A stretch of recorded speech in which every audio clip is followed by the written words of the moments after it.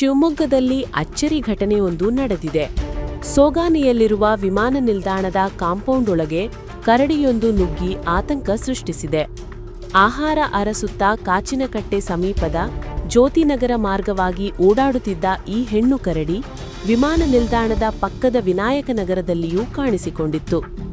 ಸ್ಥಳೀಯರು ಮನೆಗಳ ಸುತ್ತಮುತ್ತ ಹಾಗೂ ತೋಟಗಳಲ್ಲಿ ಕರಡಿ ಓಡಾಡುತ್ತಿರುವ ದೃಶ್ಯಗಳನ್ನು ವಿಡಿಯೋ ಮಾಡಿ ಹಂಚಿಕೊಂಡಿದ್ದಾರೆ. ಇದೇ ವೇಳೆ ಈ ಕರಡಿಯ ಕತ್ತಿನಲ್ಲಿ ರೇಡಿಯೋ ಕಾಲರ್ ಇದ್ದುದು ಗಮನಾರ್ಹವಾಗಿದೆ. ಕರಡಿ ಸಂಚಾರದ ಹಿನ್ನೆಲೆ ಉಂಬ್ಳೆಬೈಲು ಅರಣ್ಯ ಇಲಾಖೆಯ ಅಧಿಕಾರಿಗಳು ಹಾಗೂ ಸಿಬ್ಬಂದಿ ಕಾರ್ಯಾಚರಣೆಗೆ ಮುಂದಾದರು. ಜನಸಂದಣಿ ಹೆಚ್ಚಾದ ಕಾರಣ ಭಯಗೊಂಡ ಕರಡಿ ವಿಮಾನ ನಿಲ್ದಾಣದ ಕಾಂಪೌಂಡ್ ಒಳಗೆ ಹಾರಿದ ಘಟನೆ ನಡೆದಿದೆ. ನಂತರ ಜ್ಯೋತಿನಗರದ ಅಂಗನವಾಡಿ ಕೇಂದ್ರದ ಬಳಿ ಮತ್ತೆ ಕಾಣಿಸಿಕೊಂಡ ಕರಡಿಗೆ ವನ್ಯಜೀವಿ ವಿಭಾಗದ ಪಶುವೈದ್ಯ ಮುರಳಿ ಮನೋಹರ್ ಅವರು 2 ಬಾರಿ ಅರಿವಳಿಕೆ ಮದ್ದು ನೀಡಿ ಸೆರೆಹಿಡಿದರು.